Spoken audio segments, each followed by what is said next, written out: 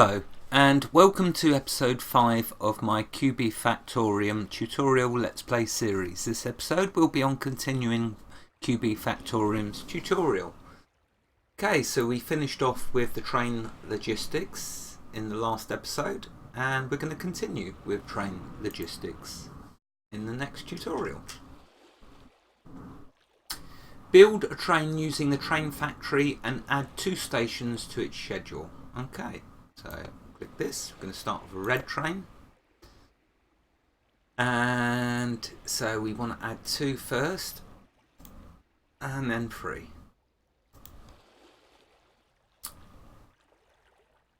Let's click continue. Build another train using the train factory and add the 2 stations to its schedule. Okay, so click on the train factory. Got to wait for this one to leave its line. There we go. Now we can do a green train and add 2 and add 3. Easy peasy, isn't it? But it's so much fun. Trust me. Right, so he's going to wait at the station. Is he or not? Oh, he's going. Oh, because that's leave it. You got these signals, and that's how you divide the tracks to fit more trains on, as you can see. And if I click on one, will it let me click on one? Yeah, train signal. Use train signals to allow multiple trains to share the same track. How sweet. Right, build another train. So click on here. This time we'll have a grey one. And add 2 and add 3. So now we've got 3 trains on the go. Look at that, you even got road bridges. Isn't that cool? Or road barriers. Right, build the final train. So we want another train. We'll do another red one.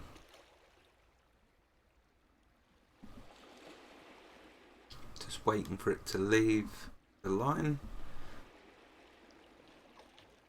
There we go, another red train. And again, 2 and 3.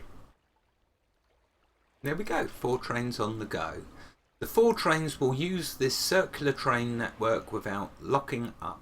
This type of setup is useful for high capacity train lines. Yeah, you can imagine the ton of fun you can have with this setup, putting down like a quarry that's mining iron and going, oh yeah, just don't get me started on that. Right, anyway, so next tutorial. I think these next few are on trains or involve using trains. Okay, so build train 1. So we'll start by building our first red one. Add 2 and then 3. So 2 and then 3.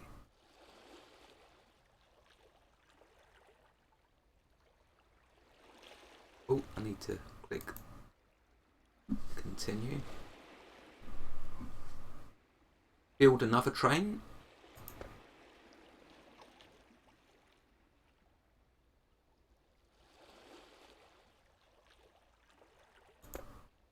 And 2 and 3.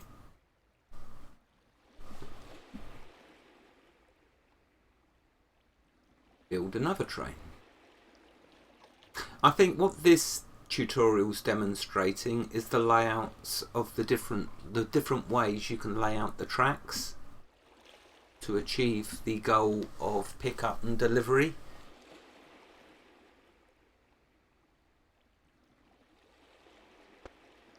So we're going to have a grey one, 2, 3.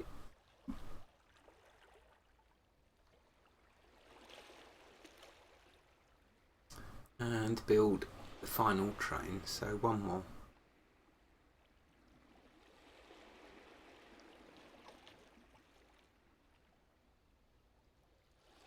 You notice out of all the colours, I think red is the most easily to define, to see with your eye. I don't know about you, but this looks greyish. It's only the cab at the front which is green. Same for the grey. I think red, that's why I like choosing red trains over the others, because they're easier to see. Right, so 2 and 3.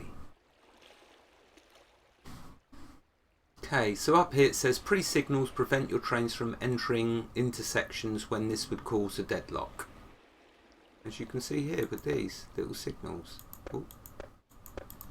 Yeah, train pre-signal. Right, next tutorial.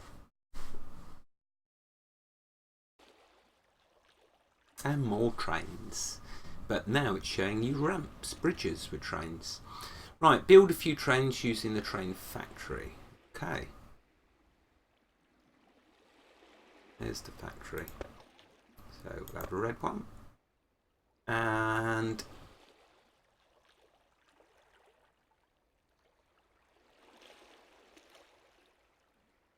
right, so this one, it just says to add your own stations to it. So for this first one, we'll go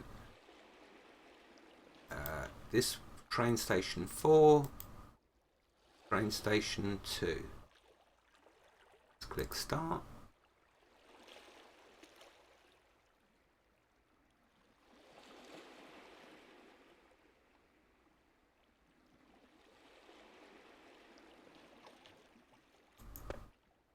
Now we'll have a green, and this one can go train station 4 to train station 1.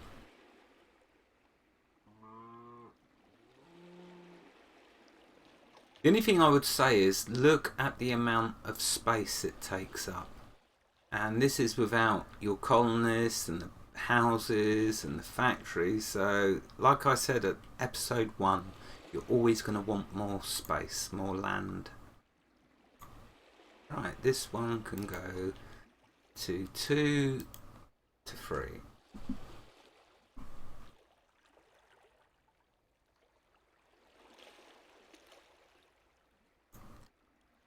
And another red. And this one can go from 3 to 4.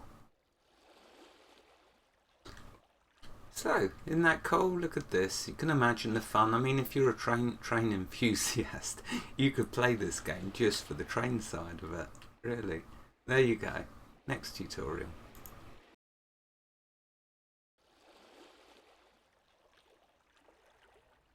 Right, this is the final tutorial, and this one shows you how things can start to get a little complex. Semi-automatic setup. The most basic way to operate an automatic workshop is to let your colonists supply the required input goods and haul away the outputs. Link stockpile 1 to the sawmill and link the sawmill to stockpile 2. So link stockpile 1 to the sawmill.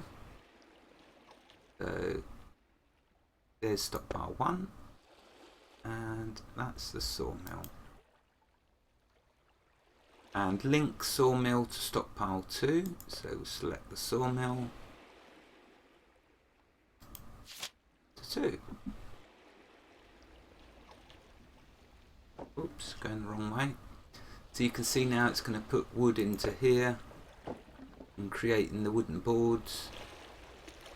Right, depots and inserters. You can use depots, hoppers and inserters to automatically feed an automated workshop. Set the hoppers at depot 4 to accept logs. Make depot 4 accept wooden logs. So where's 4? Here's 4. And set it to wooden logs.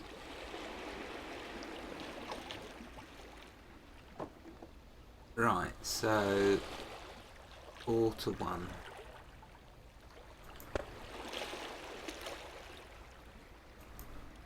And there we go.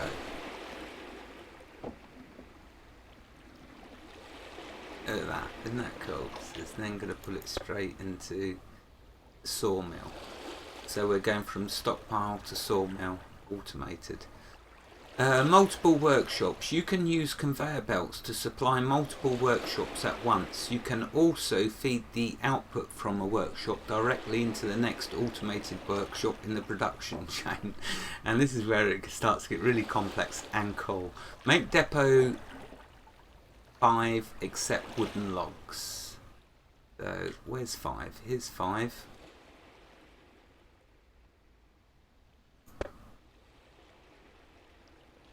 Is that depot 5? Stockpile 3. Oh, it's this one because the yellow arrow there. Right. So this one, except wooden logs. There we go.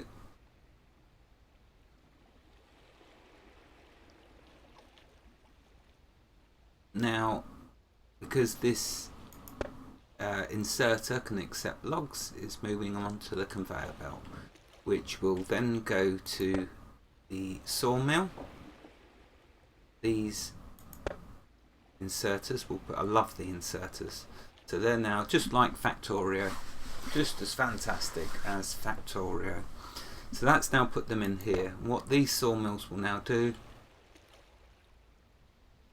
is make the wooden boards and then put them in this stockpile. And what's this one doing up here? Oh, here's the kiln. So what this is doing is it's taking the logs, making wooden boards. The wooden boards are then going to go into this inserter. We'll then move the wooden boards into here, and then we'll take a look at what the kiln does, the automated kiln. And that's now going to make charcoal, which it will put in here. And of course then you could make a stockpile with the charcoal and an inserter. But notice one little thing, it may be very obvious, but I'll just point it out anyway.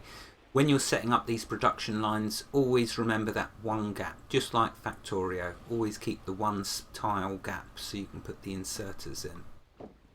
So much, you've got to do all the planning in your mind. This game is brain candy. No other way of putting it. Pure brain candy, pure brain joy. Because it makes you use your brain so much the more complex it gets.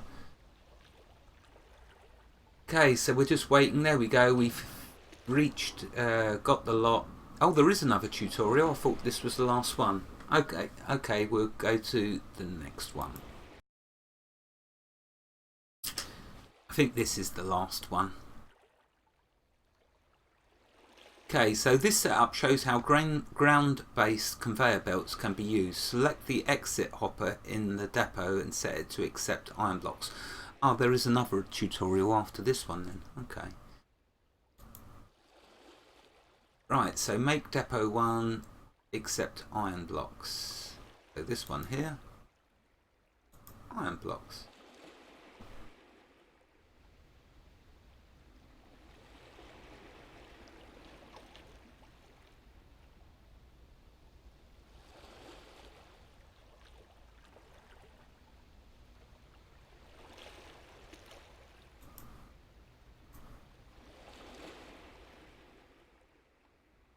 Oh, right, okay, what am I not doing here? Not connected to the logistics system. Ah, wait a minute, have I got a... No. Ah, there we go. I'd missed the exit hopper. Now it can move it into the exit hopper, so the inserter can move it across onto the conveyor belt. Yeah, that is just so cool. Right, make depot 2 accept stone blocks. So here's 2 stone blocks. And now this way is putting it onto on the conveyor belts. Conveyor belts can be built in 2 layers. Use ramps to transport goods between the low and high layers. Select the exit hopper in the depot 3 and set it to accept wooden logs.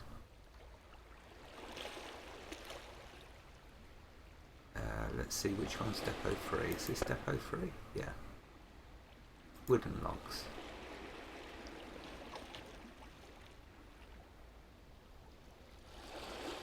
Oh, that one there. No. Sometimes it can take a few clicks to get the right... Oh, it is... No.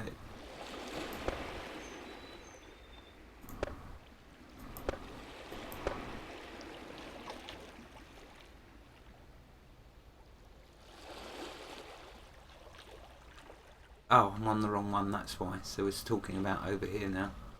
Getting too carried away with that. Right, okay, so this one, make depot free except wooden logs. Here we go. So demonstrate, it's all it's doing in this tutorial is showing you different ways of using your conveyor belts. There's a simple one, is it splits into 3, which is a really cool setup, I like that. And this one over here, which is showing you the ramp going over the conveyor belt. Right, next tutorial.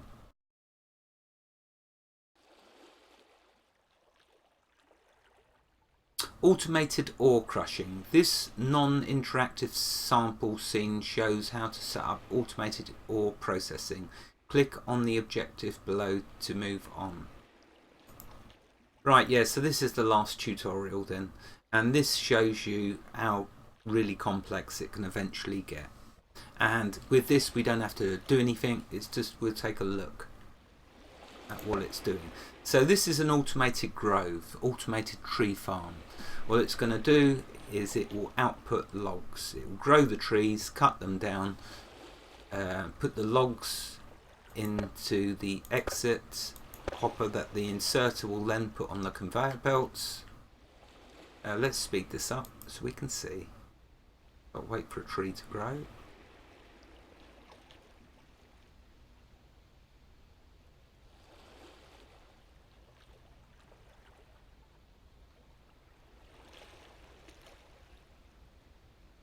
Right, put it to normal. I think that's the full height that the trees grow to.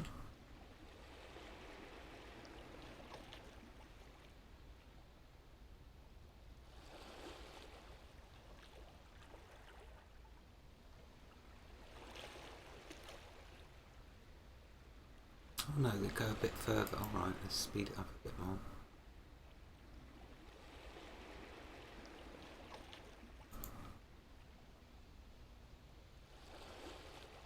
There you go, right. And then it just goes and harvests. Put them on the conveyor belt. Now come down to here. Put them in the kiln, turn it into charcoal. These are power lines. These automated buildings require power. So that's what you can see, these little grey cables. So yeah, kiln is now going to make charcoal.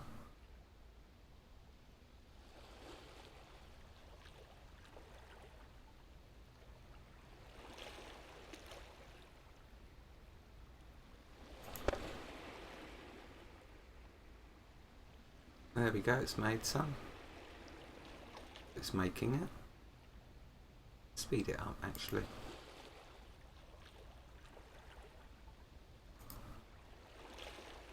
Put that on the conveyor belt. That's going to come down to here now. It's inactive because it requires charcoal. There we go. So it's getting raw iron from there and charcoal and making iron blocks.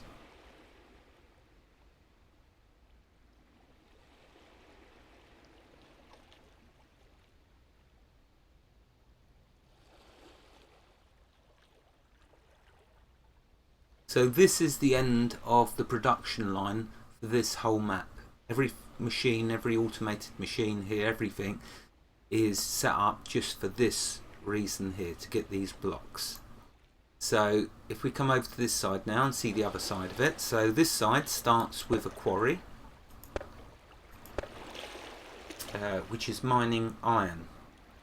The iron quarry automatically yields an endless supply of iron. How cool is that? I hate it when games limit a resource, because then they limit your, whoops, there's the time, then they limit your fun, but not with this. So it's endless. So it's taking the iron, putting it on the conveyor belts. Conveyor belts are taking it along to here, to the smelters, or the ore crushers, sorry. The ore crushers are then crushing that ore, turning it into iron ore. That's going into the centrifuge, which is taking the crushed iron and outputting it as iron ore. Or crushed iron still. Putting it in the stockpile there. And then moving it onto here. And there we go. Right, okay, so that is the end of the tutorials. This one, no doubt, and the one before it, you'll be coming back to quite frequently in the future once you get to that technology level. I'd guess once you've been playing 30, 40 hours of the game. Some of you, like power gamers, probably after a couple of hours you'll get there. But for the rest of you, it'll be a long time before you get there, so you'll want to probably come back and just see how this is set up. Anyway, I'm going to end it here. The timer went.